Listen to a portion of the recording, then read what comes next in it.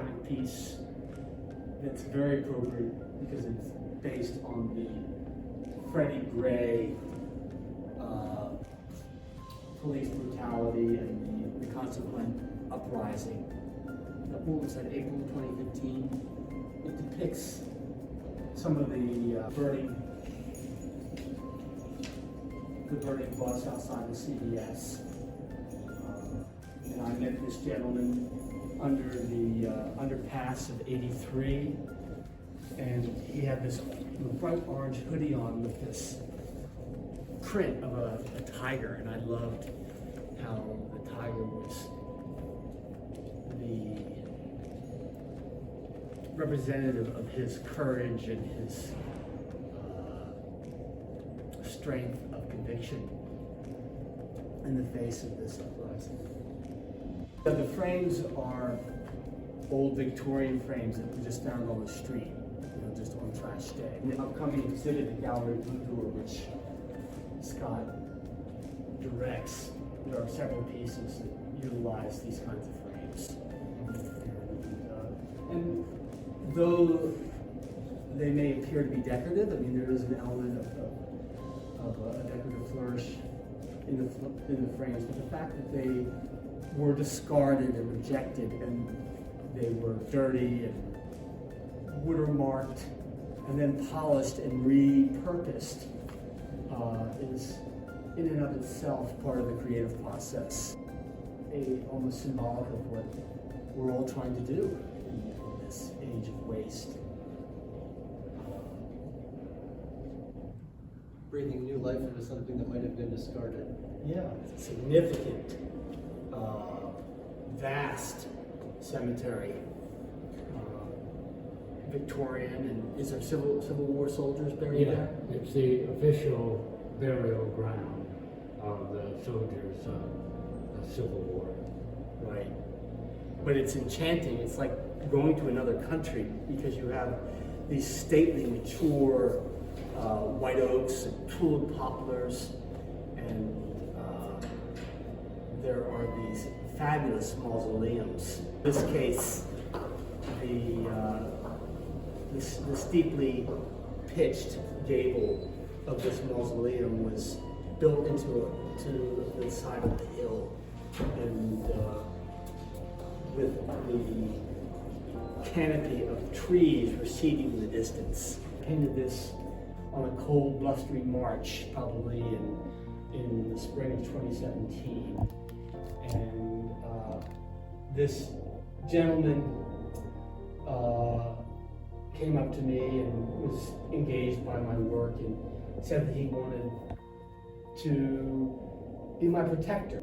And then, maybe I was 2 hours into this piece. And he comes back with this painting.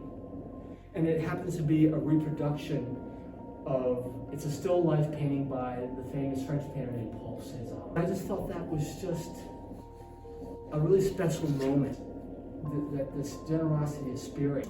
I'll never forget that. Yeah, this was painted entirely with 6-inch foam paint rollers, not a single brush, and also maybe some scrapers to get those hard edges. You see some of those long lines, and obviously I'm being attentive to the specific architectural elements of that marvelous mansarded tower. I'm really responding more to personal, the sensations in the moment of what my experience is. So the color harmony is really a result of that chilly pre-spring March day. Cars are often an element of our contemporary existence that painters avoid or leave out. All that reflective light, all of that chrome and plastic and metal is a hard thing to decipher. And they continue to be an ongoing challenge for me. But I discovered that because they do reflect so much of the light of the sky, they are really in actual fact, in terms of drawing, they are 90% of the atmosphere, you know, and that's why there's the ones, especially in the media foreground, are so transparent. You know, it's almost as if you're just seeing the chastity. It's the only way to illuminate the volume. The challenge of painting, enjoying paintings that compete now with digital devices, you know, to look at a painting, one has to really exercise a level of reflection. She's actually in a cafe having soup. Yeah, so a lot of times reading and eating at the same time, especially when you're by yourself. Right. Whether it be whatever time period you're in. That was painted in Thailand. It looks like his hair is on fire. You quite get the volume of the blonde. Of wild abandon, as my paintings seemingly appear to be, the drawing is actually quite rigorous. You know, there's kind of this tension between loosely flung hate that doesn't seem descriptive at all, and real description.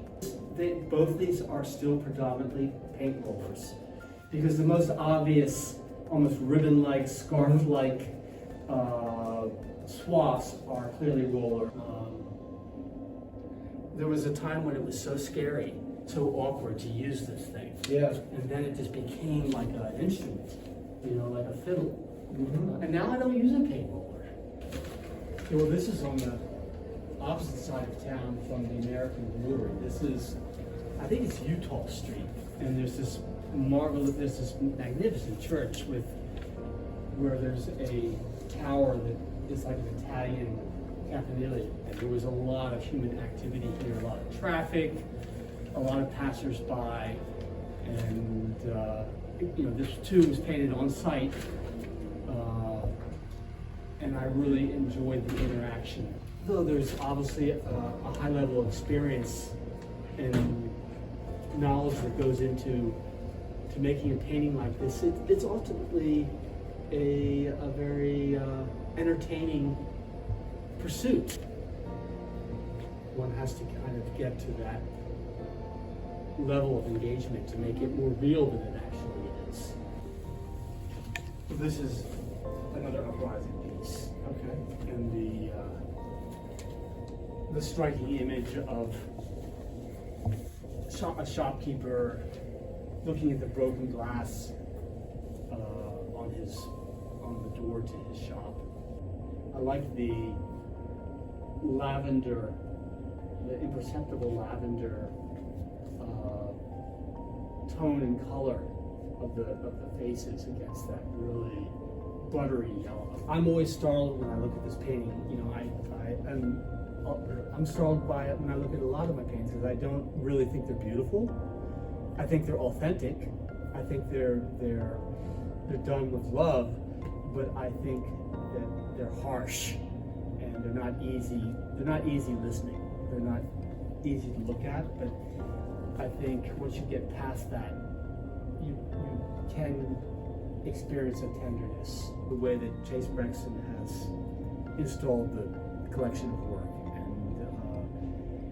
and because this is the first time I've seen it, I'm totally convinced that the gift was a perfect match. Yeah, so thank you.